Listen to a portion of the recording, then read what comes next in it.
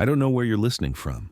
Maybe you're watching over a child who isn't yours, setting a table for someone who never says thank you, or just hoping to be seen. It doesn't matter what time it is, but I promise, today's story will touch your heart.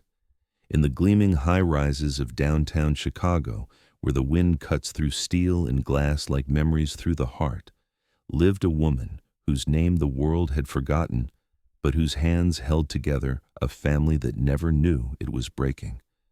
Maria Elena Vasquez stood at the tall windows of the Kane mansion, watching the city wake up below her, the same way she had watched over sleeping children for more than 30 years of her life. Her reflection in the glass showed a woman of 53, with silver threads weaving through her dark hair like the stories she carried in silence.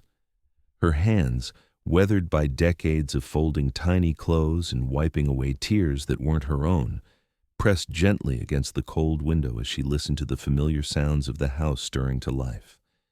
The soft padding of little feet upstairs, the distant hum of expensive coffee machines, the rustle of silk curtains being drawn back by other invisible hands like hers.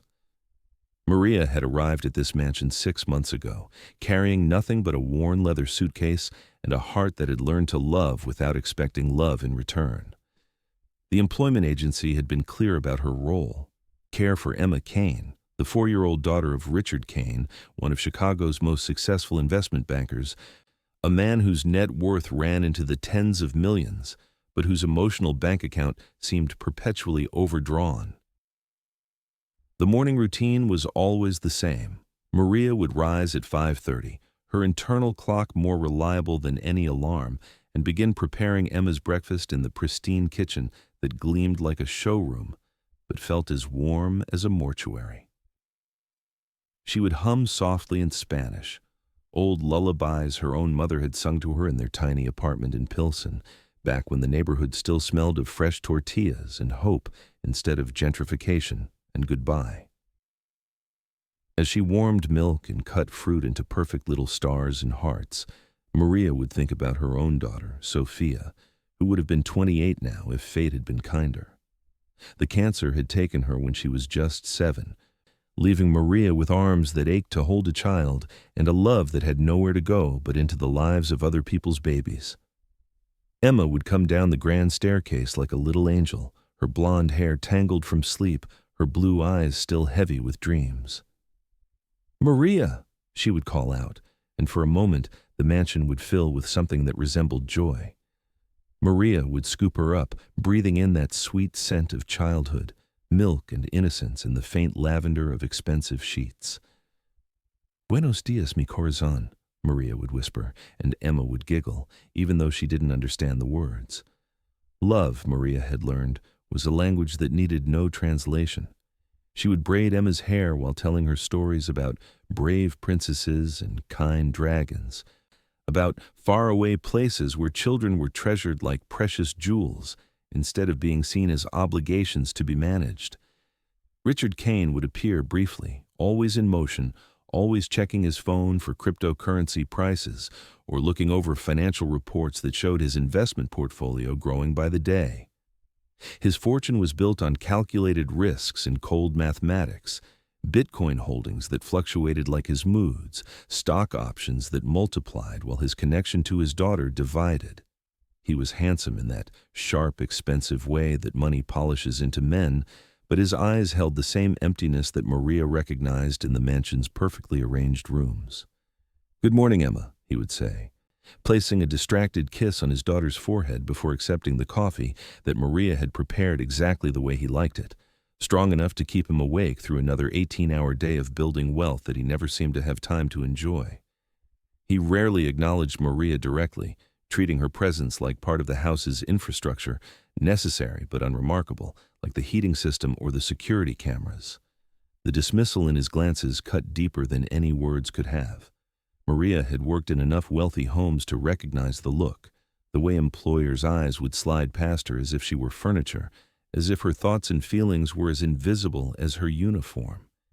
She was the help, a category of human being that existed solely to serve, never to be served, never to be seen as someone with her own dreams, losses, and longings. After Richard left for his downtown office, the mansion would settle into its daytime rhythm. Maria would spend hours with Emma, teaching her to tie her shoes and count to 10 in Spanish, reading picture books and building elaborate castles with blocks. These were the moments when Maria felt most alive, when her maternal instincts could flow freely, without the complicated dynamics of employer and employee casting shadows over everything. But even in these precious hours, Maria felt the weight of her invisibility. When Emma's friends came for playdates, their nannies would chat easily with the other household staff, but Maria often found herself on the periphery, her accented English and humble appearance marking her as somehow different, somehow less. The other children would run to their caregivers with the casual affection that comes from feeling truly loved, while Emma, sweet Emma, had learned early not to get too attached to the people who canned her before they disappeared. The loneliness settled into Maria's bones like the Chicago winter, persistent and bone-deep. She would clean the mansion's 15 rooms, each one decorated with expensive art and fresh flowers, each one echoing with the hollow sound of money spent but not love given. At night, she would retire to her small room in the staff quarters, a space that was comfortable but felt temporary, like a hotel room in a place she was just passing through. From her window, she could see the lights of the South Side, where her own community lived and laughed and struggled together. Sometimes she would call her sister Carmen, who cleaned houses in Pilsen and always asked the same questions. "Are they treating you well, Hermana? Do they see you as family?" Maria would lie, saying that everything was fine, because admitting the truth felt like admitting failure, like saying out loud that after all these years of caring for other people's children, she was still just a stranger in the house she cleaned. The truth was that Maria loved Emma with a fierce protective tenderness that surprised her with its intensity.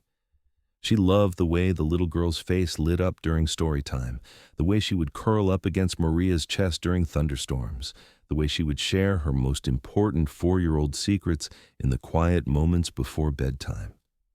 Without realizing it, Emma had become the daughter Maria had lost and found again. The reason her heart had learned to beat with purpose after years of simply surviving. But love in the Kane mansion was complicated by the unspoken rules of class and money. Maria was allowed to care for Emma, to comfort and teach and protect her, but she was not allowed to love her too much, not allowed to leave fingerprints on the child's heart that might be difficult to erase when the inevitable day came for her to be replaced. These were the invisible boundaries that separated the women who raised children from the women who owned them. Winter deepened around the mansion, and with it came the holiday season that would test every one of these boundaries. The Kanes began planning their traditional Christmas party, an elaborate affair that would showcase their wealth and status to Chicago's elite.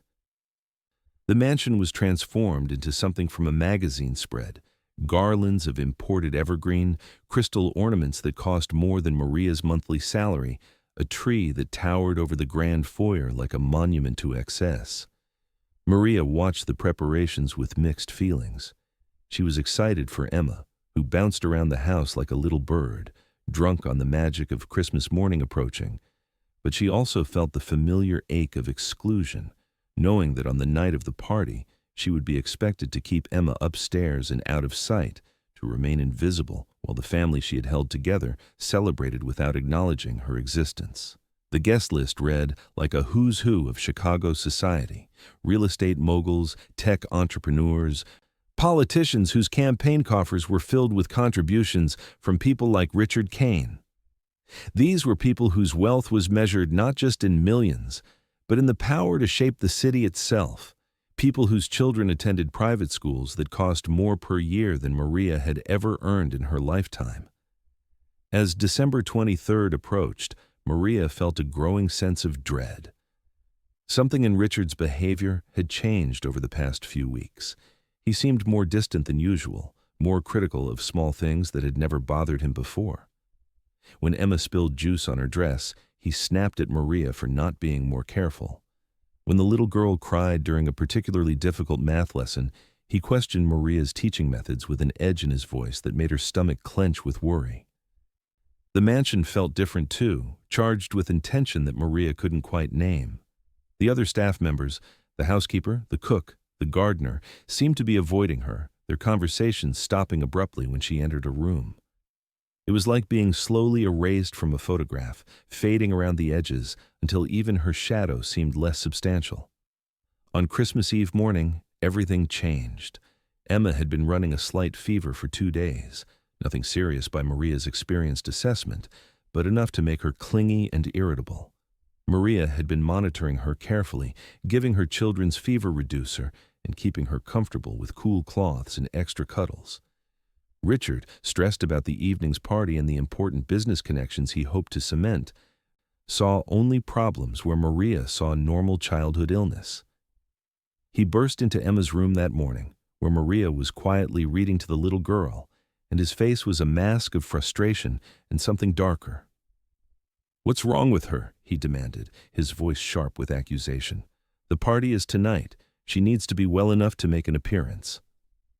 Maria looked up from the storybook. Emma curled trustingly against her side and tried to keep her voice calm and professional. "Senor Kane, she has a small fever, very normal for children. She just needs rest and—" "I don't want to hear excuses," Richard interrupted, his words cutting through the quiet peace of the sick room like glass. "I'm paying you to keep her healthy. If you can't handle that basic responsibility, maybe I need to find someone who can." The threat hung in the air between them like a sword. Maria felt Emma's small body tense against her, the little girl picking up on the adult tension even in her fevered state.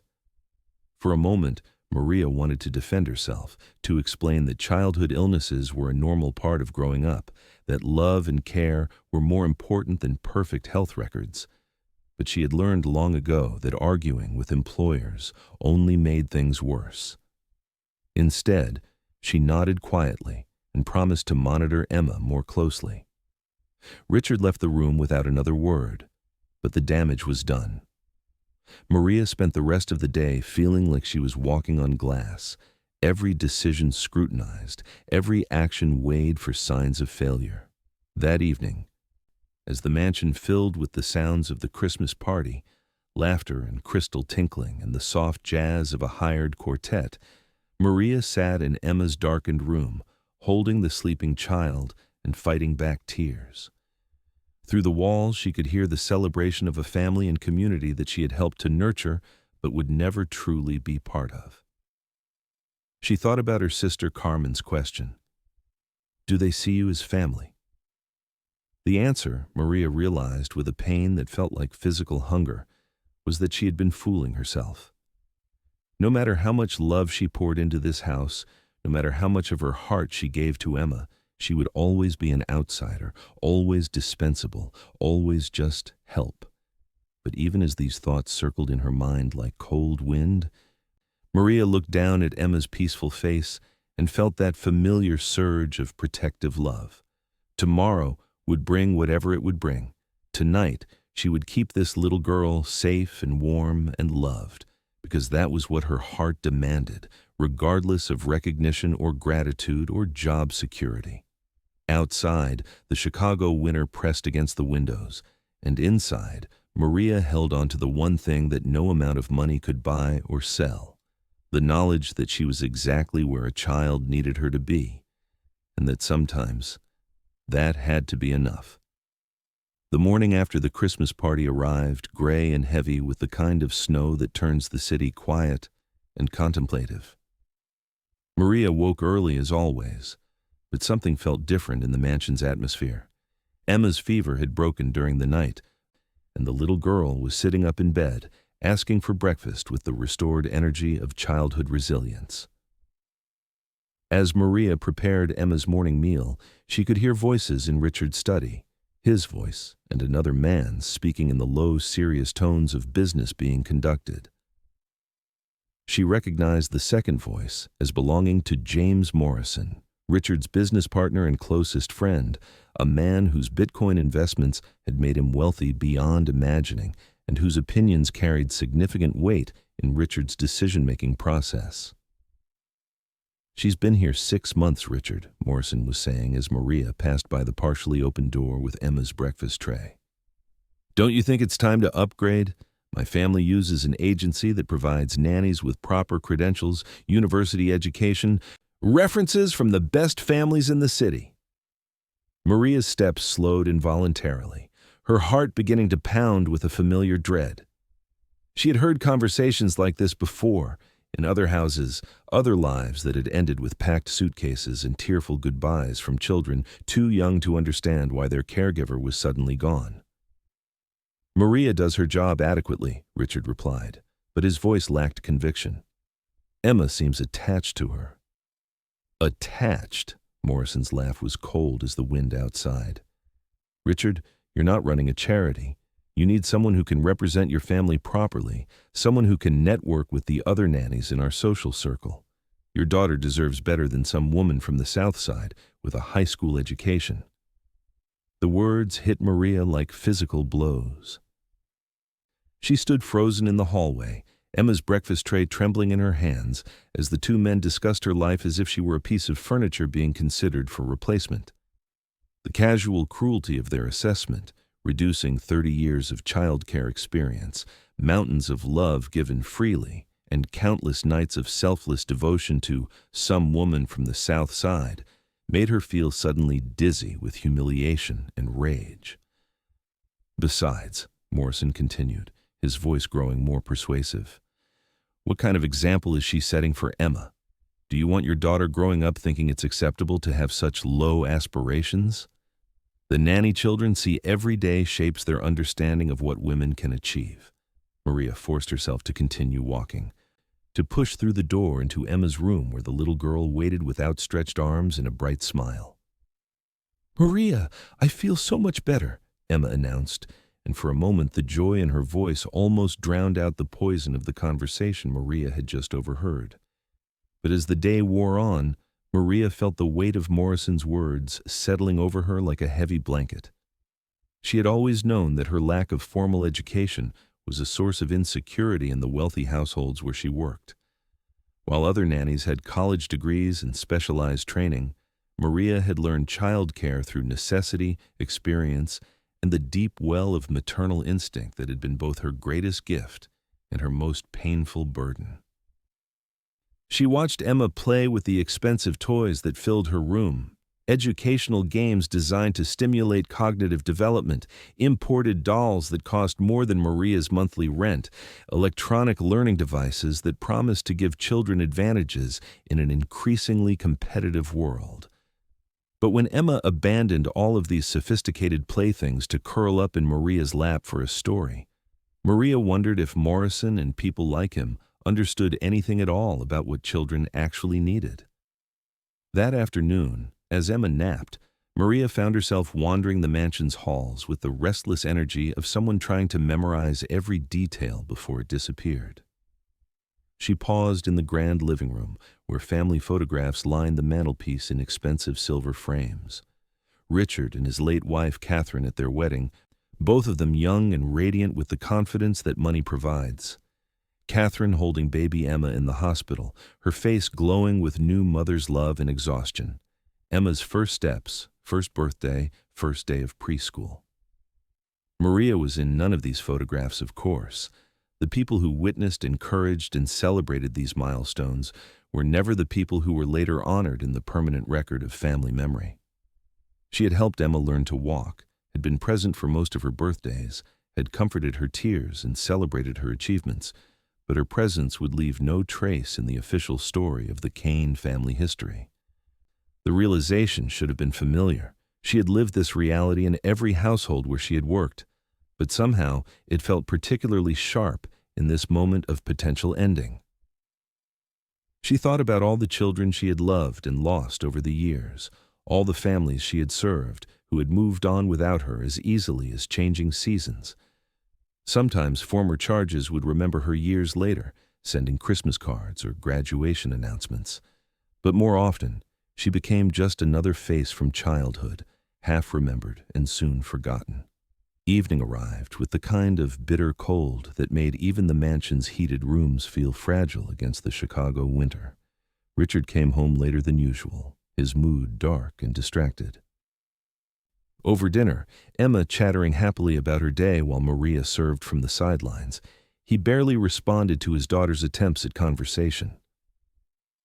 After Emma was bathed and tucked into bed, Richard appeared in the doorway of Maria's room, his expression unreadable but his posture tense with the energy of difficult decisions. Maria looked up from the small pile of mending she was working on, Emma's favorite dress, torn during an afternoon of particularly enthusiastic play. "Maria, we need to talk," he said, and those 5 words contained all the endings she had ever feared. They sat in the formal living room, surrounded by the expensive furniture and art that represented a world Maria would never fully inhabit. Richard kept his distance, sitting across from her like a judge preparing to deliver a sentence, and Maria folded her hands in her lap, preparing herself for the familiar ritual of professional rejection. "I've been thinking about Emma's future," Richard began, his voice carefully modulated in the way of people delivering prepared speeches. "She's at an age where she needs more structured learning, more sophisticated guidance. I think it's time to consider making some changes." Maria nodded, her face composed even as her heart began the slow, painful process of detachment that she had mastered over years of necessary goodbyes. "I understand, Señor Kane. If you have specific concerns about my care—" "It's not about your care," Richard interrupted, though his tone suggested it was exactly about that. "It's about providing Emma with the best possible foundation for her future. I've been looking into nannies with advanced degrees, people who can provide educational enrichment and proper social connections." The euphemisms were kind, but Maria understood their real meaning. She wasn't educated enough, sophisticated enough, or connected enough to deserve a place in Emma's carefully curated upper-class childhood. Her love, her experience, her intuitive understanding of children's emotional needs, none of these qualities could compete with a college degree and the right social pedigree.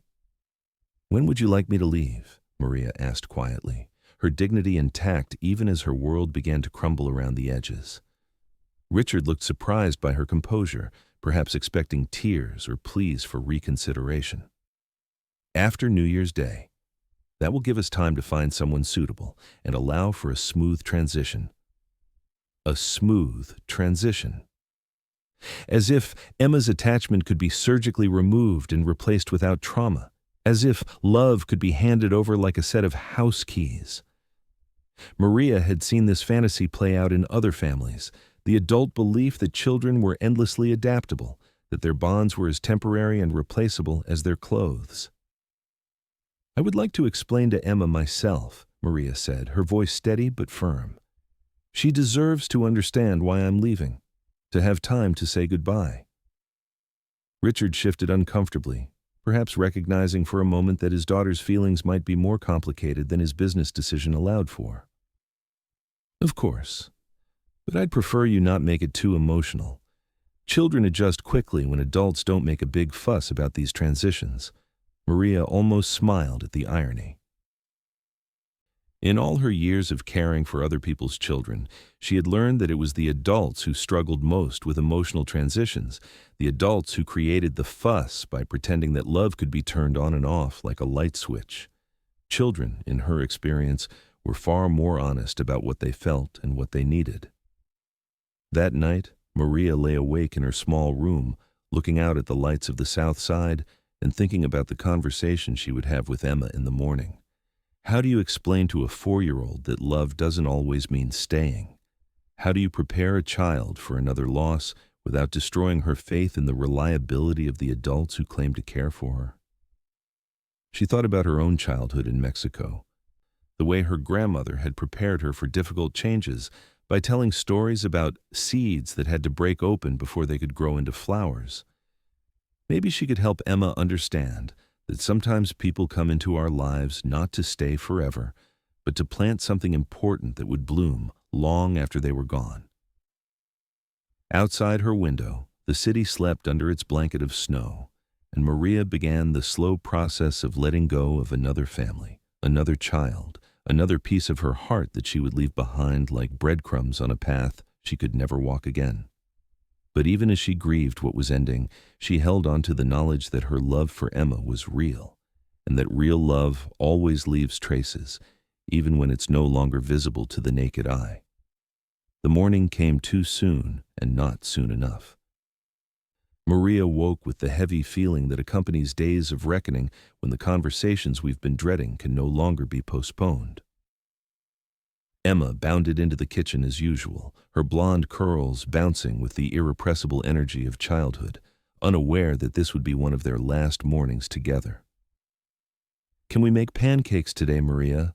Emma asked, climbing onto her favorite stool beside the marble island where they had shared so many meals and conversations. The ones with the little faces that smile. Maria's heart clenched with the bitter sweetness of loving someone you're about to leave.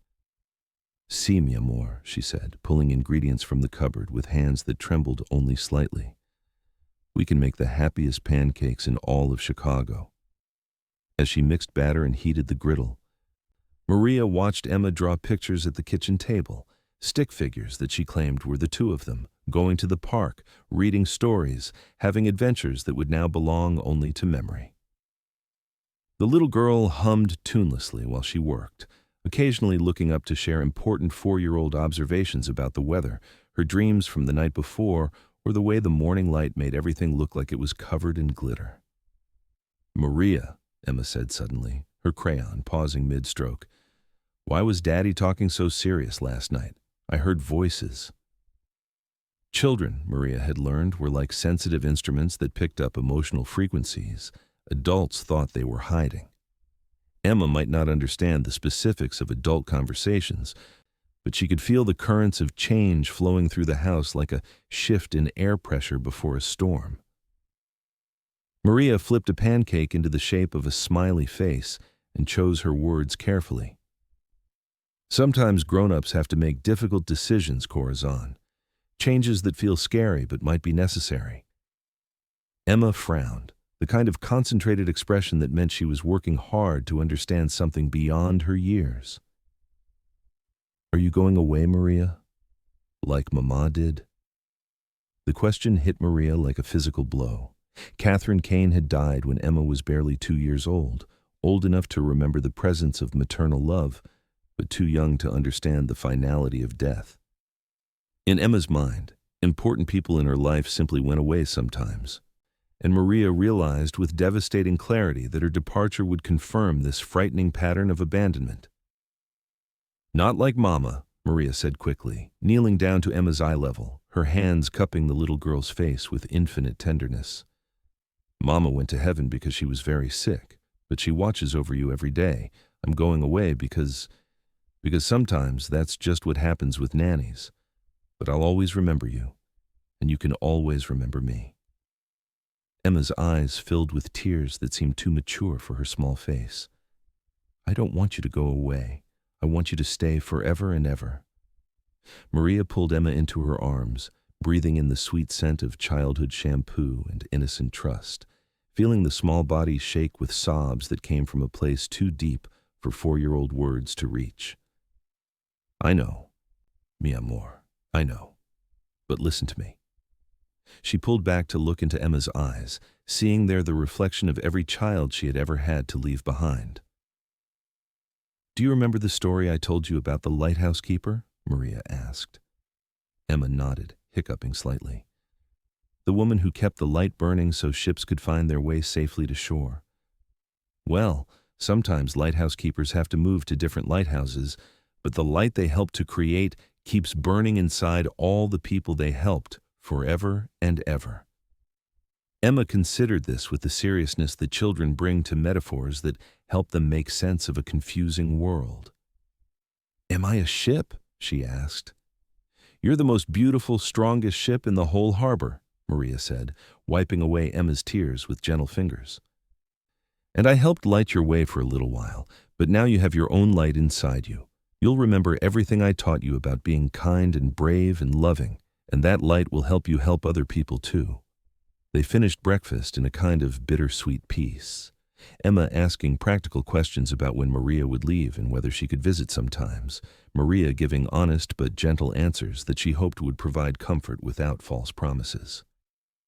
Richard appeared briefly, grabbing coffee and avoiding eye contact with both of them, perhaps recognizing that he was witnessing the kind of emotional intimacy that his money couldn't purchase and couldn't replace. The next few days passed in a blur of lasts, last bedtime stories, last walks to the park, last sessions with the picture books that Emma loved and Maria had almost memorized after months of reading them aloud.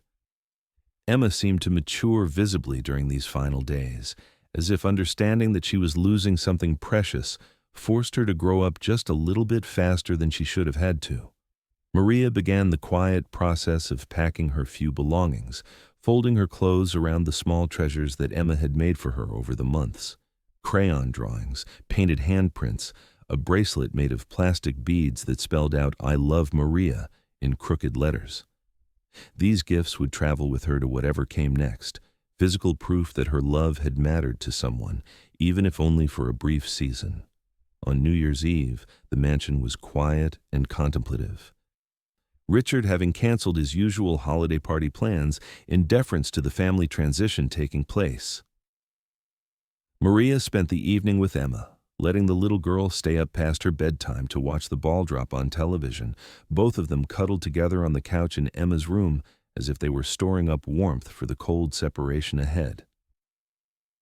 "Next year, when you see the ball drop, will you think about me?" Emma asked sleepily, her head heavy against Maria's shoulder. "Every New Year's Eve for the rest of my life," Maria promised, and meant it with every fiber of her being. "And maybe you'll think about me too. And remember how much I love you." Emma nodded against her chest, and they sat in comfortable silence, watching the celebration on television and feeling their own private countdown to goodbye ticking away like a heartbeat. At midnight, as fireworks exploded over the Chicago skyline visible through Emma's bedroom window, Maria kissed the top of the little girl's head and whispered a prayer in Spanish, asking the universe to protect this child she would no longer be there to shield from harm. New Year's Day arrived crisp and bright, the kind of winter morning that makes the city look clean and full of possibility. Maria's suitcase sat by the front door, no bigger than when she had arrived 6 months ago, but somehow heavier with the weight of accumulated love and loss. Richard had arranged for a car to take her to the train station, a gesture of courtesy that felt formal and distant after the intimacy of daily life they had shared. He handed her an envelope containing her final paycheck and a letter of recommendation that praised her reliability and dedication in the bloodless language of professional references. Emma appeared at the top of the grand staircase in her pajamas, having refused to get dressed as if staying in sleepwear might delay the finality of the day. Maria climbed the stairs one last time, kneeling to embrace the small, warm body that had become so familiar, so precious. "Te amo, mi niña hermosa," Maria whispered, the words carrying all the maternal love she had saved up for a daughter of her own and poured instead into this brief, beautiful relationship. "Remember to be kind, be brave, and know that somewhere in this big city, someone thinks you're the most wonderful little girl in the whole world." Emma clung to her with desperate 4-year-old strength, and Maria felt her own composure finally beginning to crack. This was the part she had never learned to do gracefully, the moment of walking away from love, because love alone wasn't enough to earn the right to stay. The car ride to Union Station passed in a blur of familiar neighborhoods and unfamiliar clarity. Maria watched the mansion disappear through the rear window, then turned her face forward toward whatever came next. She had survived losses before, and she would survive this one too, carrying with her the knowledge that for 6 months she had been exactly where a little girl needed her to be. But as the train pulled away from Chicago's downtown toward the South Side neighborhood where her sister was waiting with hot coffee and understanding silence, Maria couldn't shake the feeling that this goodbye was different somehow, that the story she was leaving behind wasn't finished yet, that some loves are too strong to be dismissed as easily as a year-end business decision. Outside the train windows, the city rolled by like a film reel of memories, and Maria closed her eyes, feeling Emma's presence still warm against her chest, still real despite the distance growing between them. Love, she had learned, didn't end just because proximity did. Sometimes it just waited, patient as a lighthouse beam, for the right moment to illuminate the path back home. 3 months passed like a gray Chicago winter, each day blending into the next in Maria's small apartment in Pilsen, where the sounds of her childhood neighborhood provided a familiar but incomplete comfort. She had found work with another family, the Gonzalez household, where she cared for twin boys whose energy and chaos might have overwhelmed her in other circumstances, but now felt manageable, distant, like watching life through protective glass. The new job paid less than the Kane position, but Maria had learned not to expect the salaries that came with caring for the children of the ultra-wealthy. The Gonzalez family appreciated her experience and treated her with respectful kindness, but there was no replacing the specific alchemy of love that had developed between her and Emma. The way that little girl had filled spaces in Maria's heart that she hadn't even known were empty. On quiet evenings, Maria would find herself wondering about Emma's adjustment to her new nanny. Richard had hired someone through an exclusive agency, a young woman named Brittany, who held degrees from Northwestern and spoke fluent French, who could provide Emma with educational enrichment and cultural sophistication that Maria's simple storytelling and intuitive nurturing could never match, at least according to the logic of social advancement that governed Richard's world. Maria's sister Carmen would visit on Sundays, bringing homemade tamales and endless cups of strong coffee, listening patiently while Maria worked through her complicated feelings about the Kane family and her sudden dismissal. Carmen, who had cleaned houses for wealthy families for over 20 years, understood the particular heartbreak of loving other people's children. "You gave that little girl 6 months of pure love," Carmen would remind her on afternoons when Maria felt especially low. "That's not nothing, Hermana. That's everything. Money can buy education, can buy fancy toys and lessons and trips to Europe, but it can't buy the kind of love you gave her. She'll carry that forever." But Maria wasn't sure she believed her sister's reassurances. In her experience, children were remarkably adaptable, their affections transferring to new caregivers with the resilient flexibility that adults often interpreted as heartlessness, but which might really be a survival mechanism. Emma had probably adjusted to Brittany's presence within weeks, her tears over Maria's departure forgotten as quickly as childhood disappointments usually were. It was on a particularly cold Tuesday in March that Maria's carefully constructed acceptance of her new reality shattered completely. She was walking home from the grocery store, her arms full of supplies for the Gonzalez family's dinner, when she heard a voice calling her name from across the busy street. "Maria! Maria, wait!" She turned to see a figure running toward her through the late afternoon crowd, not Richard Kane, but James Morrison, his business partner, the man whose casual cruelty had helped orchestrate her dismissal from Emma's life. Maria's first instinct was to hurry away, to avoid the awkwardness of an encounter with someone who had judged her so harshly, but something in Morrison's expression made her pause. He reached her side, slightly out of breath, his expensive coat and polished shoes making him look wildly out of place in the working-class neighborhood where Maria now lived. "I've been looking for you," he said, and there was something in his voice that Maria had never heard before, something that might have been shame or fear or possibly both. "Looking for me?" Maria asked, shifting her grocery bags to both arms and studying Morrison's face for clues about why Richard Kane's business partner would seek her out in Pilsen, miles away from the gleaming towers of downtown Chicago, where men like him conducted their usual business. Morrison glanced around nervously, perhaps realizing for the first time that he was standing on a street where his wealth and connections meant nothing, where he was the outsider trying to navigate an unfamiliar world. "It's about Emma," he said quietly. There are problems. Richard didn't know where to find you, but I remembered you mentioning your sister's neighborhood, so I've been driving around for days, hoping to run into you." Maria's heart clenched with immediate worry.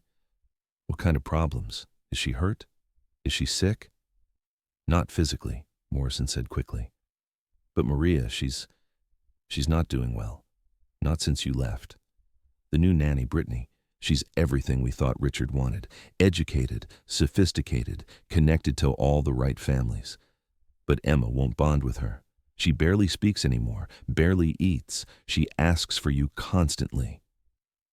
The words hit Maria like a physical blow, filling her with a mixture of heartbreak and vindication that felt almost too intense to bear. Part of her wanted to say, "I told you so," to point out that children's emotional needs couldn't be met by credentials and social connections. But a larger part of her was simply devastated by the image of Emma withdrawing into herself, her bright spirit dimmed by confusion and abandonment.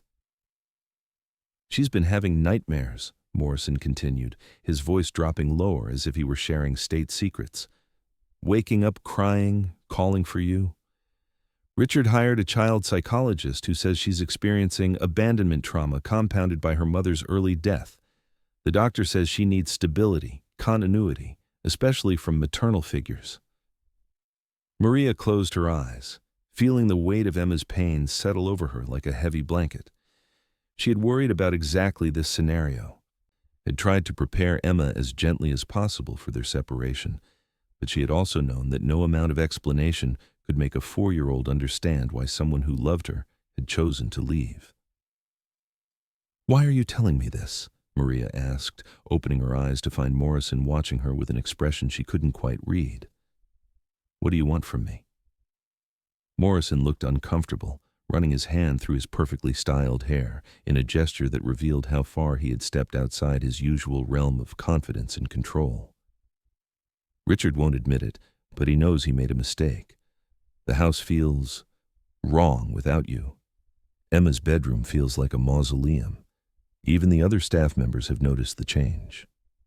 "That's not my problem anymore," Maria said, but her voice lacked conviction. The truth was that every word Morrison spoke felt like validation of the connection she had felt with Emma, confirmation that her love had mattered as much as she had hoped it did. Morrison reached into his coat pocket and pulled out a small, crumpled piece of paper. "She drew this for you," he said, handing it to Maria with the careful reverence of someone passing along a sacred relic. "She gives one to Brittany every day, asking her to mail it to you. But of course, Brittany doesn't know where you live." Maria unfolded the paper with hands that trembled slightly. It was one of Emma's characteristic stick figure drawings, but this one showed 2 figures holding hands under a bright yellow sun, with the words, "I miss Maria," spelled out in crayon letters that grew larger and more emphatic across the bottom of the page. Looking at the drawing, Maria felt something break open inside her chest. All the careful emotional barriers she had constructed over the past 3 months, all the sensible resignation she had cultivated about the temporary nature of her work with other people's children. This wasn't just any job she had lost. This was a child who needed her specifically, who was suffering without her presence in ways that no education or sophistication could address. "What is Richard asking for?" Maria said quietly, refolding the drawing and holding it against her heart like a talisman. Morrison looked relieved that she was willing to engage with the possibility of return, though he also seemed nervous about the conditions he was about to relay. "He wants you to come back, full-time, with a significant salary increase and better benefits. He's willing to acknowledge that Emma's emotional needs require someone with your particular gifts." The word gifts hung in the air between them, a grudging recognition of qualities that couldn't be measured by academic degrees or social connections. Maria felt a complex mix of emotions: triumph at being needed, anger at having been dismissed in the first place, and most complexly, a deep maternal urgency to return to a child who was suffering without her. But she had been hurt before by wealthy families who treated her love as a commodity to be purchased when convenient and discarded when not. And what happens the next time Richard decides Emma needs someone more sophisticated? What happens when she starts school and he worries about what the other parents think of her nanny?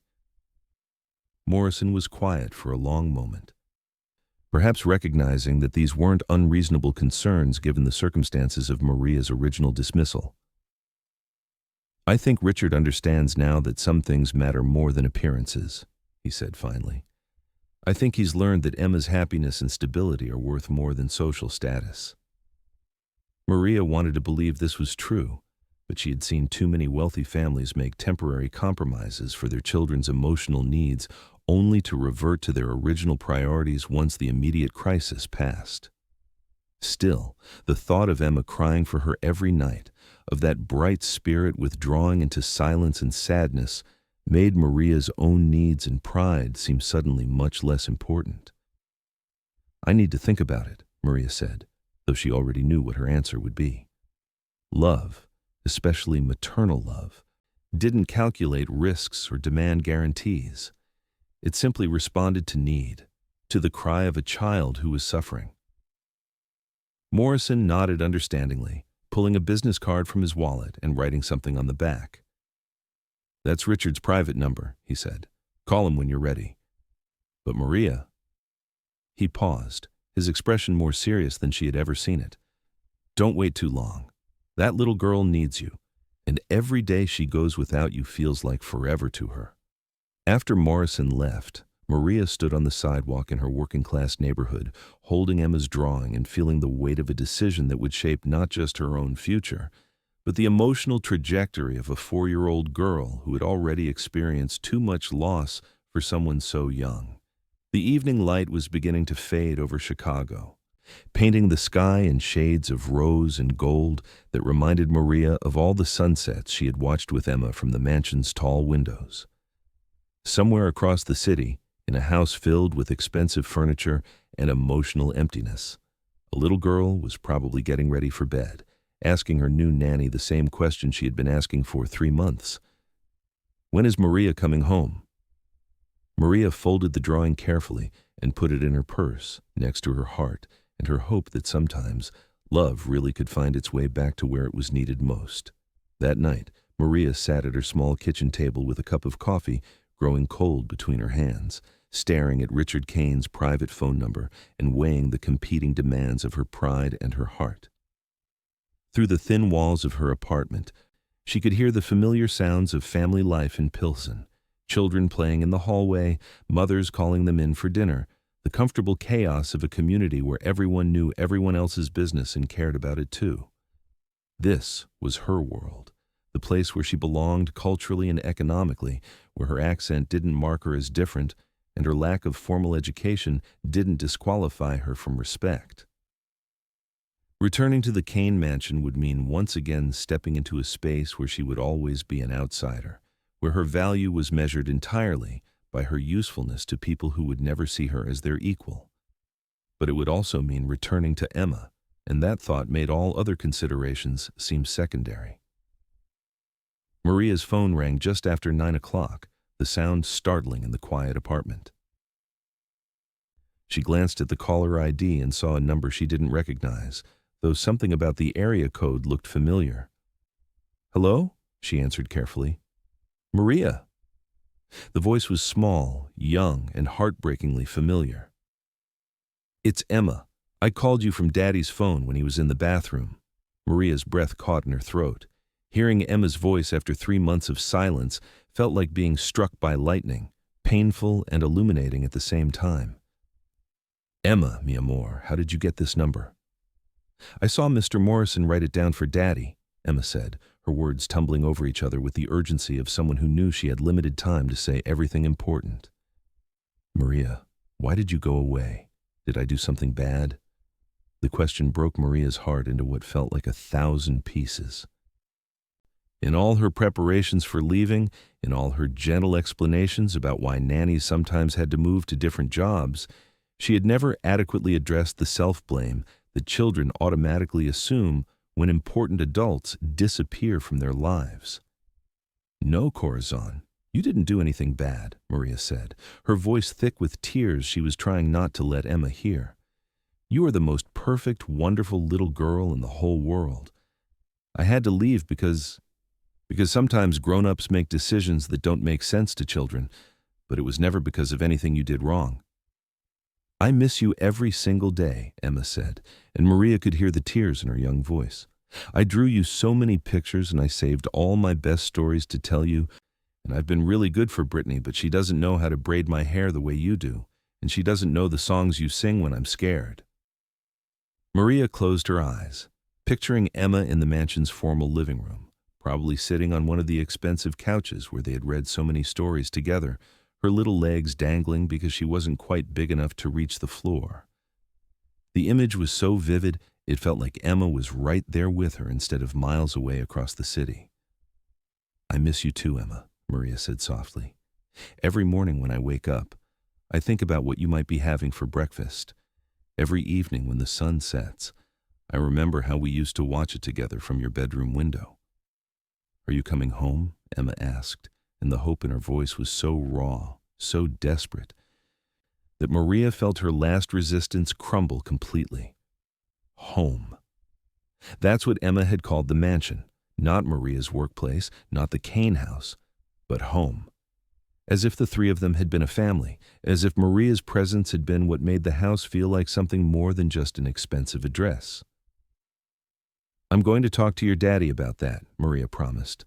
"But Emma, listen to me carefully. Even if I can't come back right away, you need to know that I love you just as much as if you were my own daughter, and that love doesn't go away just because we're not in the same house." "Emma? Emma, where are you?" Maria could hear Richard's voice in the background, probably discovering that his daughter had wandered off with his phone. "I have to go," Emma whispered quickly. "But Maria, if you come back, I promise I'll be the best little girl ever. I promise I won't be any trouble." Before Maria could respond, before she could explain that Emma was already perfect and that love didn't need to be earned through good behavior, the line went dead. Maria sat holding her silent phone, tears streaming down her face, knowing that she couldn't let that little girl go on believing that she needed to earn the love that Maria had been giving freely from the moment they met. She dialed Richard's number before she could second-guess herself. He answered on the second ring, his voice strained with the exhaustion of a man who had been dealing with a heartbroken 4-year-old for 3 months. "Maria? Is that you?" "Emma called me," Maria said without preamble. "She thinks she did something wrong, that she's the reason I left. You need to fix that, Richard. You need to help her understand that children are never responsible for adults' decisions." There was a long pause on the other end of the line, and when Richard spoke again, his voice was quieter, more vulnerable than Maria had ever heard it. "She's been asking about you every day since you left. The child psychologist says she's experiencing complicated grief, first losing her mother, now losing you. I thought she would adjust quickly, the way children are supposed to." "Children adjust when they have to," Maria said, feeling a surge of the maternal protectiveness that had driven her to love Emma so fiercely in the first place. "But they shouldn't have to. Not when the loss is preventable." "I know," Richard said, and Maria heard something in his voice that might have been tears. "I know I made a mistake. I let Morrison's opinions matter more than my daughter's happiness. I let my own insecurities about Emma's future cloud my judgment about what she needed right now, today." "What are you asking from me?" Maria said, though she already knew the answer, already felt her heart pulling her back toward the mansion and the little girl who needed her. "I'm asking you to come home," Richard said simply. "Not to a job, but to a family. I'm asking you to forgive a man who was too proud and too scared to recognize what was right in front of him until it was almost too late." Maria felt something shift inside her chest, a settling that felt like pieces of a puzzle falling into their correct positions. "I'll come back," she said quietly. "But things have to be different this time. Emma can't go through another loss like this, and I can't risk my heart on a family that sees me as replaceable." "You were never replaceable," Richard said quickly. "I just didn't know how to admit that until Emma taught me the difference between what I thought she needed and what she actually needed." They talked for another 20 minutes, working out the practical details of Maria's return, but more importantly, establishing a new understanding of her role in the family. Not just an employee, but a permanent member of Emma's support system, someone whose connection to the little girl deserved protection and respect. When Maria hung up the phone, she sat in her quiet apartment feeling something she hadn't experienced in 3 months, the anticipation of coming home. Not to her childhood neighborhood in Pilsen, which would always be part of her, but to the mansion where a 4-year-old girl was probably lying awake, wondering if the love she missed so desperately would ever find its way back to her. Outside, the sounds of the city continued their eternal rhythm, but inside Maria's heart, everything had gone quiet and peaceful, like the moment just before dawn when the world holds its breath in preparation for something beautiful about to begin. The next morning arrived with the kind of crystalline clarity that Chicago sometimes offers as a gift after long stretches of gray winter weather. Maria packed her few belongings with hands that trembled slightly, not from nervousness this time, but from an anticipation so intense it felt almost like physical electricity running through her veins. Carmen arrived just as Maria was closing her suitcase, carrying a thermos of coffee and wearing the expression of a woman who had stayed up most of the night worrying about her sister's decision to return to a family that had already broken her heart once. "Are you sure about this, Hermana?" Carmen asked, settling herself at Maria's small kitchen table and fixing her with the steady gaze that had guided Maria through every major decision of her adult life. "These rich families, they think they can buy love and return it like something from a store when it doesn't fit right." Maria sat across from her sister, accepting the coffee gratefully and trying to find words for the complex mixture of hope and fear that had kept her awake most of the night. "I'm not going back for Richard Kane," she said finally. "I'm going back for Emma. That little girl has lost her mother, and then she lost me. And she's 4 years old. She shouldn't have to think that love is something that just disappears without explanation." Carmen nodded slowly, understanding the maternal instinct that drove women like them to put children's needs ahead of their own self-protection. "But what happens when Emma gets older and doesn't need you anymore? What happens when she goes to college and Richard decides you're not necessary?" It was a fair question, one that Maria had wrestled with during the long hours of the previous night. The practical side of her mind knew that her position in the Kane family would always be precarious, dependent on Emma's needs and Richard's whims. But the mother's heart that had taken root during her months with Emma rejected the idea that love should be rationed based on fear of future loss. "Then I'll have given her 6 years or 10 years or however long she needs me," Maria said quietly. "And maybe that will be enough to help her understand that she's worth staying for, that she deserves people who see her as more important than their own convenience." Carmen reached across the table and squeezed Maria's hand, her expression softening with understanding. "That little girl is lucky to have you love her," she said simply. "Just promise me you'll protect your heart too. You've given so much love to other people's children over the years. Make sure you save some for yourself." An hour later, Maria stood outside the familiar iron gates of the Kane mansion, her single suitcase in one hand and Emma's crumpled drawing in the other, watching as the massive front door opened and a small figure in a yellow dress came running down the circular driveway like a comet streak of pure joy. "Maria! Maria, you came back!" Emma launched herself into Maria's arms with the complete faith of a child who had never doubted that love would eventually return to her, even when the adults around her had tried to explain why it might not be possible. Maria dropped her suitcase and caught Emma against her chest, breathing in the sweet familiarity of childhood shampoo and the warm scent of home that seemed to live in this little girl's skin. For a moment, they stood together in the morning sunlight, holding each other tight enough to make up for 3 months of separation, tight enough to promise that this goodbye would not be temporary. "Did you miss me?" Emma asked, pulling back to look into Maria's face with eyes that sparkled with happiness and relief. "Every single day," Maria said honestly, smoothing Emma's blonde curls and marveling at how much the little girl seemed to have grown in just 3 months. "I missed reading you stories and braiding your hair and hearing about your dreams when you woke up in the morning." Emma's face glowed with satisfaction, the look of a child whose faith in love had been validated by its return. "I saved all my best stories for you," she announced, "and I practiced braiding my own hair, but I'm still not very good at it. And Maria, guess what? I lost a tooth."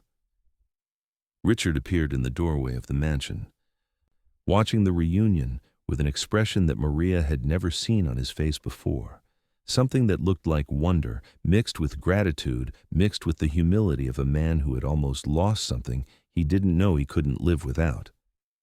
He approached them slowly, as if he didn't want to interrupt the magic of Maria and Emma's reconnection, but also as if he had something important to say that couldn't wait for a more convenient moment.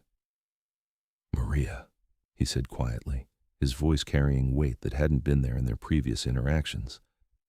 "I owe you an apology that goes much deeper than words can reach. I treated you like an employee when you were functioning as Emma's second mother. I let other people's opinions matter more than my daughter's happiness. I nearly destroyed the most important relationship in her life because I was afraid of what it might say about me to love and value someone who didn't fit my narrow idea of what Emma's life should look like." Maria studied his face, looking for signs of the insincerity that she had learned to recognize in wealthy people who said whatever they thought would get them what they wanted. But Richard's expression seemed genuine, marked by the kind of exhaustion that comes from months of watching your child suffer because of your own poor judgment. "The question isn't whether you're sorry," Maria said carefully, Emma still warm and solid in her arms like an anchor to what mattered most. "The question is whether you understand why Emma needs stability in her attachments, why she can't afford to lose another mother figure because of adult decisions that have nothing to do with love." Richard nodded, his hands shoved deep in his pockets in a gesture that made him look younger and more vulnerable than the confident businessman she remembered. "The child psychologist explained it to me in terms I couldn't ignore or rationalize away. She said that Emma's brain is still developing pathways for trust and attachment, and that every important loss reinforces a pattern that could affect her ability to form healthy relationships for the rest of her life." Emma looked back and forth between the two adults, perhaps sensing that they were discussing something important about her future, but not quite old enough to understand the complexity of what was being negotiated on her behalf. "Are you staying forever this time?" she asked Maria with the directness that children bring to questions that adults dance around for fear of making promises they might not be able to keep. Maria looked at Richard, then back at Emma, then made the kind of decision that mothers make instinctively when their children need certainty more than hedged bets. "I'm staying for as long as you need me," she said firmly. "And you're going to need me for a very long time, because I love you too much to ever want to leave again." Emma beamed, wrapping her arms around Maria's neck with the contentment of a child whose world had suddenly clicked back into its proper alignment. "Can we make the smiley pancakes now? I've been waiting 3 months to ask for the smiley pancakes." As they walked together toward the mansion, Emma chattering excitedly about everything she had saved up to share, Richard carrying Maria's suitcase with a careful reverence that suggested he understood its symbolic weight. Maria felt something settle in her chest that had been restless and aching for months. This was what coming home felt like, not returning to a place, but returning to a person who needed your love, whose life was better because you were in it, whose future was brighter because you had chosen to stay. The mansion looked the same as it had 3 months ago, all polished surfaces and expensive furniture, but something in the atmosphere had shifted. Maybe it was Emma's laughter echoing through rooms that had been too quiet for too long. Or maybe it was the way Richard looked at Maria now, not as an employee whose value was measured by her credentials, but as a family member whose presence was essential to the household's emotional foundation. As they entered the grand foyer, Maria noticed a new addition to the family portrait gallery that lined the entrance hall. There, in a simple but elegant frame, hung one of Emma's crayon drawings, the stick figure picture of her and Maria holding hands under a bright yellow sun, the one that had been created during those long months of separation and hoping. "I had it professionally framed," Richard said quietly, noticing Maria's surprise. Emma insisted it belonged with the other family pictures, and she was right. You both were always family. I was just too blind to see it. Maria felt tears prick her eyes as she looked at the child's artwork displayed with the same care and prominence as the expensive oil paintings and professional photographs that surrounded it. It was a small gesture, but one that spoke to a larger recognition. that love mattered more than sophistication, that Emma's happiness was worth more than social status, that family was defined not by blood or money, but by the people who showed up day after day with open hearts and faithful hands. "Now can we make pancakes?" Emma asked impatiently, tugging at Maria's free hand with the single-minded focus that children bring to important matters like breakfast and being together with the people they love most. "Si, mi amor," Maria said, allowing herself to be led toward the kitchen where she had spent so many morning hours creating small moments of happiness in the form of smiley-faced pancakes and patient conversations, and the kind of love that doesn't ask for anything in return except the chance to keep giving. As they walked through the halls of the mansion, Maria felt Emma's small hand in hers, and Richard's changed presence beside them, and she thought about the lighthouse story she had told Emma months ago. Sometimes, lighthouse keepers did move to different lighthouses, but sometimes they were lucky enough to discover that they had found the shore where they were meant to keep the light burning, the home where their love was not just needed, but treasured, the family that understood the difference between what money could buy and what only the heart could provide. Outside, Chicago continued its bustling life, but inside the mansion, 3 people sat down to breakfast together with the contentment that comes from finding your way back to each other after almost losing what mattered most. And in the kitchen where Maria had worried and hoped and loved in silence for so many months, the smiley pancakes had never tasted sweeter. 6 months later, as autumn painted Chicago in shades of gold and crimson, Maria stood in the same spot by the tall windows where her story had begun. But everything about her world had changed. Emma, now 5 years old and radiating the confidence of a child who knew herself to be deeply loved, was starting kindergarten at a school where Maria picked her up every afternoon. Not as hired help, but as the family member responsible for one of the most important relationships in her young life. The transformation in their daily rhythm had been gradual but profound.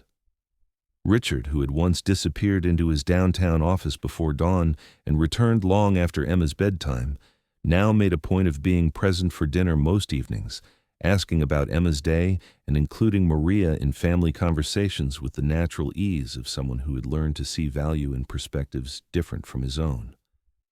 The change hadn't happened overnight. There had been awkward moments as they all adjusted to new dynamics, times when old patterns of employer-employee distance had to be consciously replaced with something more authentic and sustainable. But Emma's happiness had been the North Star that guided them through those growing pains, and her joy at having both her father and Maria present and engaged in her daily life had made every effort feel worthwhile. Maria's room had been moved from the staff quarters to the family wing of the mansion, a change that Richard had suggested and that Emma had celebrated with the enthusiasm of a child whose most important people were finally living close enough for middle-of-the-night comfort when bad dreams struck. The new room was larger and more comfortable, but more importantly, it represented a shift in how Maria's presence in the house was understood and valued. The other staff members had initially seemed surprised by Maria's elevated status, but any potential tension had been diffused by Maria's continued humility and her obvious devotion to Emma's well-being.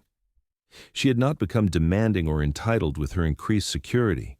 Instead, she had channeled her relief and gratitude into being even more thoughtful and caring, not just toward Emma, but toward everyone who worked to keep the Kane household running smoothly.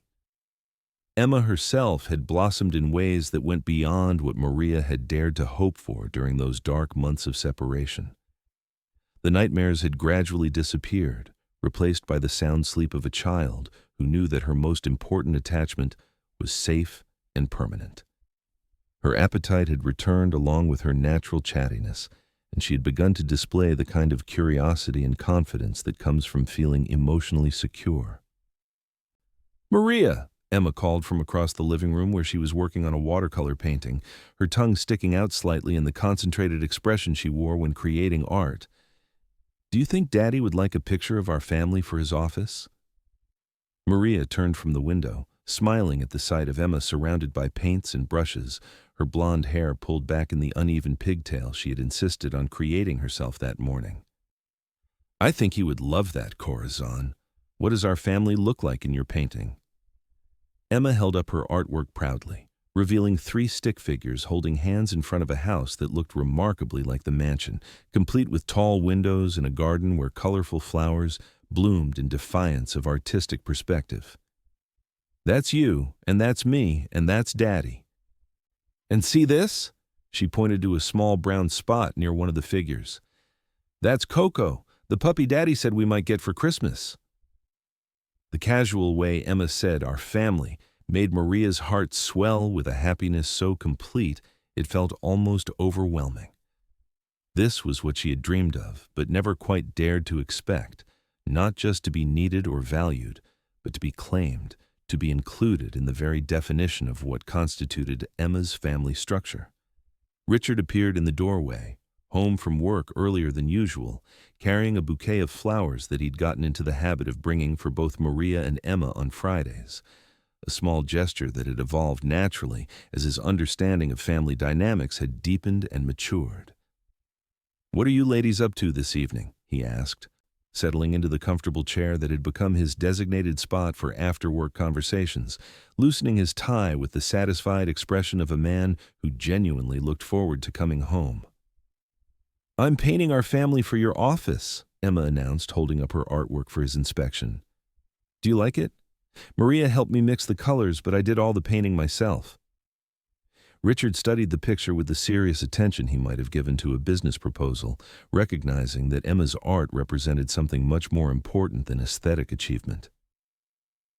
"It's perfect," he said quietly. "I'll hang it right next to my desk so I can look at it whenever I miss you during the day."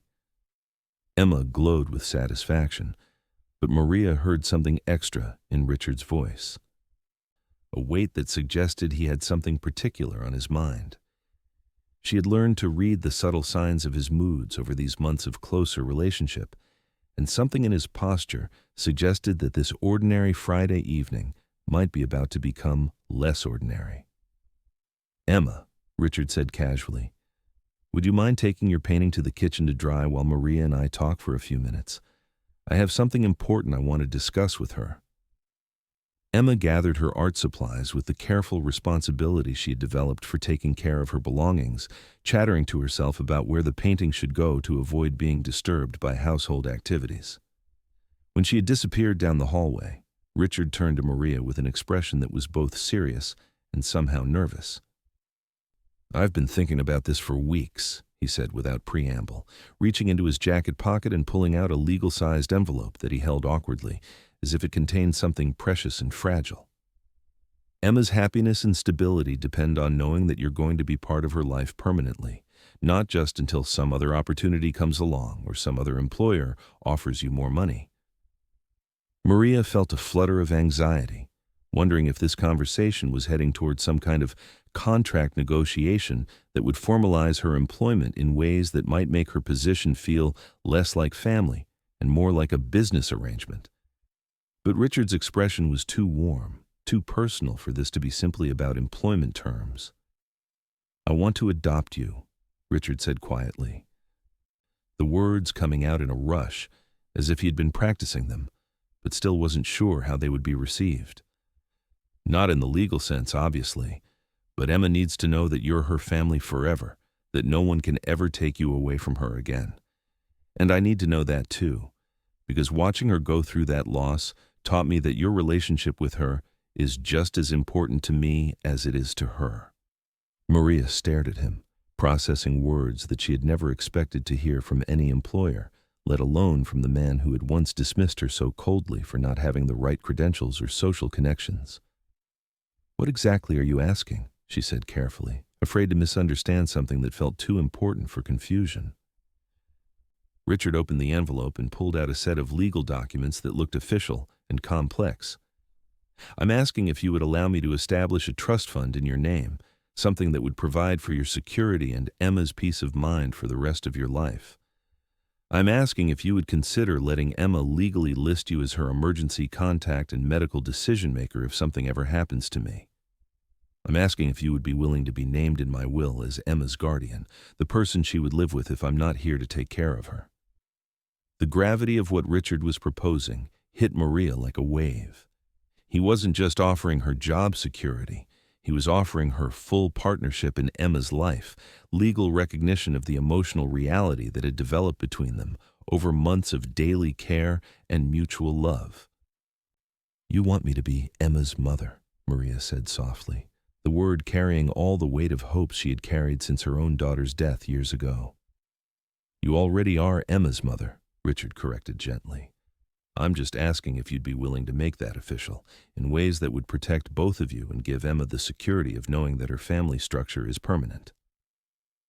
Maria looked down at the legal documents, seeing her name printed on official papers in contexts she had never imagined: beneficiary, guardian, emergency contact, family member.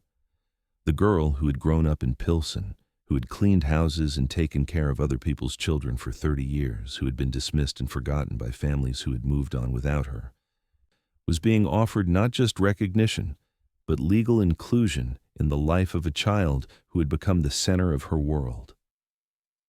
"What about your friends?" Maria asked, thinking about James Morrison and the social circle that had once judged her so harshly. "What about people who think Emma deserves someone more educated, more sophisticated?" Richard's expression hardened slightly, taking on the focused determination that Maria recognized from his business dealings. "Emma deserves someone who loves her unconditionally and puts her needs first, someone who sees her as more important than social status or personal convenience. She deserves you, and anyone who doesn't understand that isn't someone whose opinion I value." Emma's voice drifted in from the kitchen, singing a Spanish lullaby that Maria had taught her months ago. Her young voice, sweet and unself-conscious in the way that only children's voices can be. The sound seemed to settle something in Maria's chest, the last piece of uncertainty dissolving in the face of a love that had grown stronger than fear. "Yes," Maria said simply, looking up at Richard with eyes that were bright with tears and determination. "Yes to all of it. Yes to being Emma's family, and yes to staying forever, and yes to making this official." Richard's smile was transformative, lighting up his face with a joy that made him look younger and more hopeful than Maria had ever seen him. "Emma is going to be so excited. She's been asking me for months when you were going to be her real family, not just her nanny who lives here." As if summoned by their conversation, Emma reappeared in the doorway. Her painting carefully balanced in both hands, her face bright with the satisfaction of a project completed well. "Is Maria staying forever now?" she asked, with the intuitive perception that children often demonstrate about adult conversations that matter to them. "Forever and always," Maria confirmed, opening her arms to receive the little girl who had become her daughter in every way that mattered, whose laughter and tears and endless questions and sleepy cuddles had filled the empty spaces in her heart with a love more complete than anything she could have imagined. As Emma settled into her lap with the comfortable trust of a child whose world was exactly as it should be, Maria looked around the living room where they spent so many evenings together and felt the deep satisfaction that comes from finding your way home after a long journey through uncertainty and loss. Outside the tall windows, Chicago glittered in the early evening light, a city full of families in all their complicated forms. But inside the mansion, 3 people sat together in perfect contentment, knowing that they had created something precious from the simple decision to love each other exactly as they were. And in that moment, Maria understood that this was what redemption looked like, not a dramatic rescue or a complete reversal of fortune, but the quiet recognition that love was always worth the risk, that children were always worth fighting for, and that sometimes the families we create are stronger than the families we inherit. Emma fell asleep in Maria's arms as the evening grew dark around them, her breathing soft and regular with the peace of a child who knew herself to be completely safe and completely loved. And Maria held her close, this daughter of her heart who had taught her that mothers don't have to give birth to be real, that families don't have to share blood to be permanent, and that home isn't a place you come from, but a place you choose to build with people who see your love as the most valuable thing you have to offer.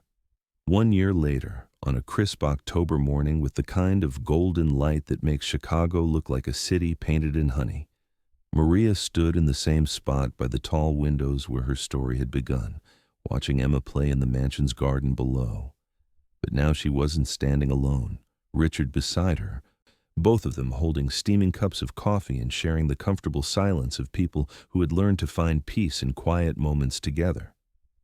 Emma, now 6 years old and radiant with the confidence of a child whose world was stable and loving, was teaching tricks to Coco, the golden retriever puppy who had indeed arrived the previous Christmas and who had quickly become both Emma's best friend and Maria's unofficial assistant in the eternal project of keeping an energetic little girl safely entertained. "She looks so much happier," Richard said quietly, his voice carrying the wonder that still surprised him when he contemplated how much their lives had changed. "Sometimes I watch her laughing with you or playing with Coco, and I can barely remember that sad, withdrawn little girl she was becoming when you were gone." Maria nodded, remembering those dark months when Emma had seemed to fold in on herself like a flower closing against harsh weather. The transformation back to joy hadn't happened overnight, but it had been steady and complete, each day building on the security of knowing that her most important relationships were permanent and protected. "Children are resilient when they feel safe," Maria said, watching Emma succeed in getting Coco to sit and stay, the little girl's face glowing with pride at her training accomplishments. "But they need that safety to be real, not just promised.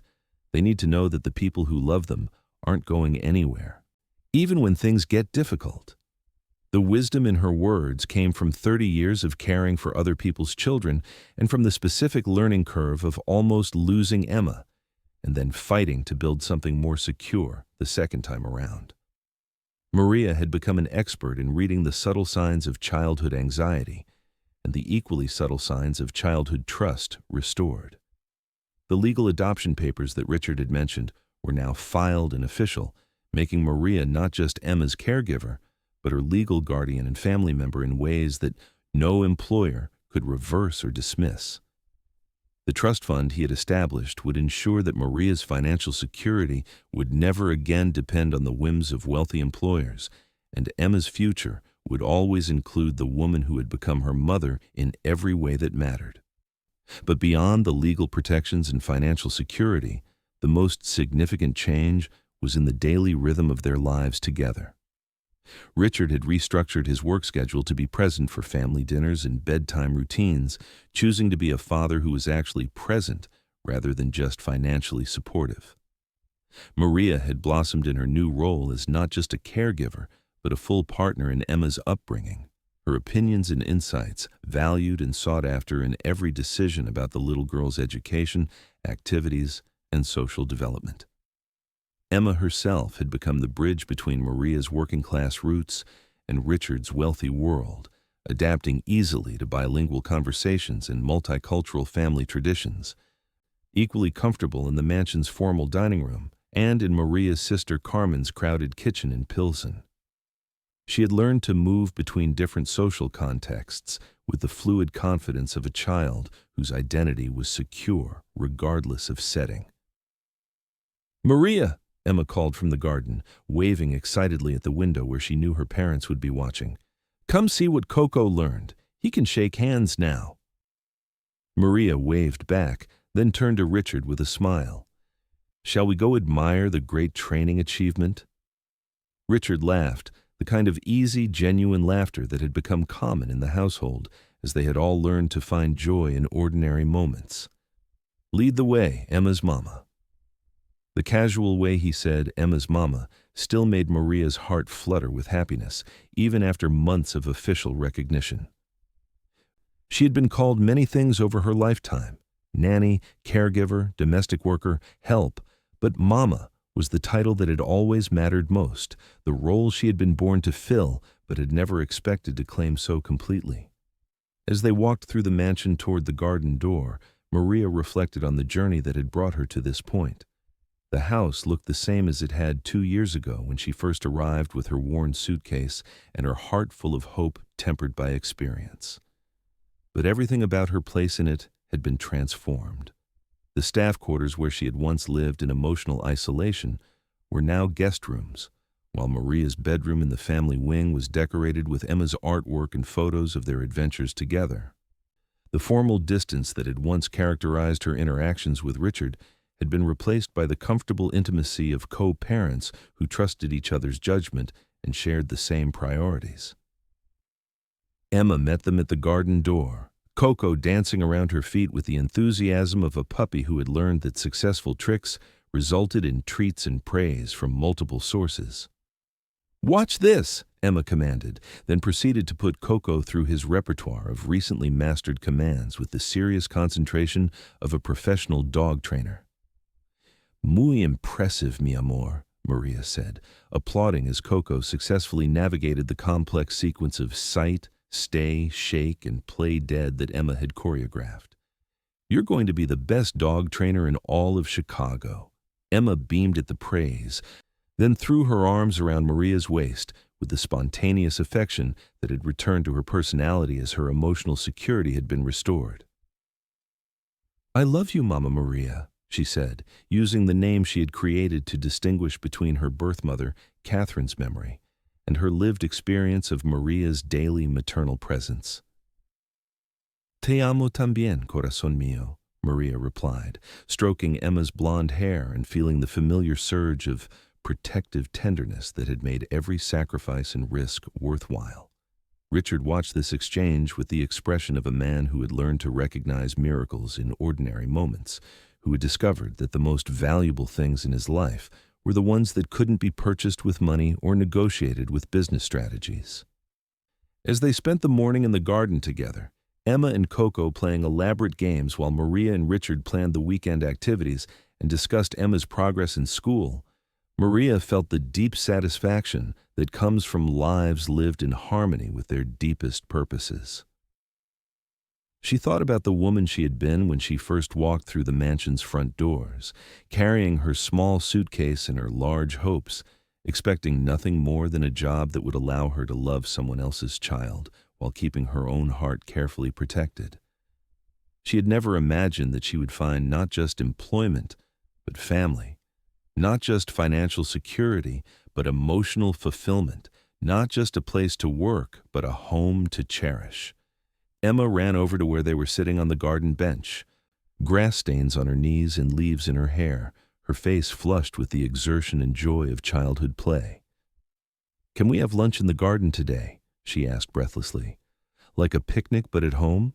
Maria looked at Richard, and they communicated without words the way that parents learn to do over time, sharing the understanding that Emma's happiness was worth any amount of household inconvenience. "I'll get the picnic blanket," Richard said, standing up with the kind of enthusiasm he had learned to bring to family activities. "And I'll make sandwiches," Maria added, already mentally planning a meal that would feel special enough for a garden adventure, but simple enough for outdoor eating. As they prepared their impromptu family picnic, Maria felt a deep gratitude for the second chances that life sometimes offers to people who refuse to give up on love. She thought about all the children she had cared for over the years, all the families she had served, all the hearts she had touched even when her own contributions went unrecognized or unremembered. But with Emma, everything was different. This love had been allowed to grow into something permanent and protected, something that would last not just through childhood, but into whatever future awaited them all. Emma would grow up knowing that she had been raised by two people who saw her happiness as the most important success they could achieve, who had learned to work together as partners in the sacred project of nurturing a child's heart. Later that evening, after Emma had fallen asleep in her own bed surrounded by stuffed animals and the security of a day filled with love and attention, Maria and Richard sat in the living room reviewing the legal documents that formally recognized their unique family structure. "Sometimes I can hardly believe this is real," Richard said, looking at the papers that named Maria as Emma's legal guardian and equal partner in all decisions about her future. 2 years ago, I almost threw away the best thing that could have happened to our family, because I was worried about what other people might think. Maria folded the documents carefully, placing them in the safe where Emma's birth certificate and other important papers were kept. "Fear makes people do things that hurt themselves and the people they love," she said gently. "But love has a way of correcting our mistakes if we let it." Richard nodded, his expression thoughtful. "Emma taught me that, you know. Watching her suffer when you were gone, seeing how joy came back to her when you came home, it made me realize that her happiness was worth more than my pride or my social anxieties." Through the baby monitor that still connected their living room to Emma's bedroom, they could hear the soft, even breathing of a child deeply asleep, dreams filled with gardens and puppies, and the unshakable security of being loved by people who would never leave her by choice. "She's going to have such a different childhood than I had," Maria said quietly, thinking about her own upbringing in a community where love was plentiful, but resources were scarce, where families were close-knit, but opportunities were limited. "She'll have advantages I never dreamed of, but she'll also have the kind of emotional security I never knew existed."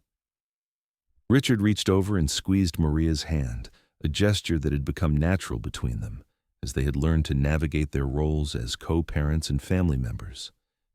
"She'll have the best of both worlds, because she has both of us. My resources and your wisdom, my connections and your love, my education and your heart."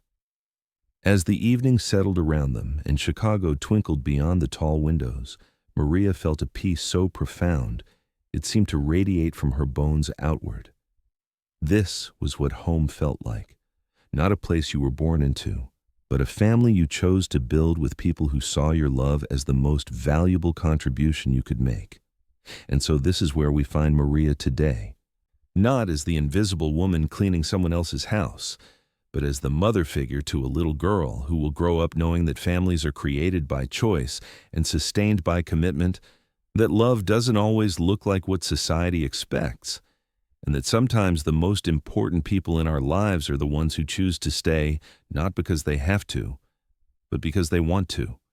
Emma will remember Maria not as the nanny who worked for her father, but as Mama Maria, who taught her Spanish lullabies and garden wisdom, who showed her that families can be built from scratch by people brave enough to love each other without conditions or time limits. She will carry forward the lessons she learned in a household where respect was earned through kindness rather than credentials, where the most educated person wasn't necessarily the wisest, and where home was defined by the people who showed up every day with open hearts and faithful hands. And you? Have you ever cared for someone who later forgot you? Have you ever loved silently, hoping someone would notice and appreciate the steady devotion you offered? Tell me your story in the comments below. Because your love matters, your sacrifices deserve recognition, and your heart deserves to be seen by people who understand the sacred work of caring for others. If this story touched something in your heart, leave a like and subscribe so it reaches another woman who needs to know that her love has value, that her presence makes a difference, and that sometimes the most important families are the ones we create from the beautiful decision to stay, to love, and to see each other as worthy of our very best efforts. For more stories that honor the quiet heroes who hold families together with invisible threads of devotion, click the podcast link on the left. Thank you for walking this journey with us, for believing in love that transforms lives, and for understanding that the greatest wealth isn't measured in dollars, but in the depth of relationships that make life worth living. Until we meet again, remember that love like Maria's exists everywhere, in women who braid hair and wipe tears and tell bedtime stories that plant seeds of kindness in tomorrow's adults. Look for them, honor them, and if you are one of them, know that your love is seen, valued, and more powerful than all the money in the world.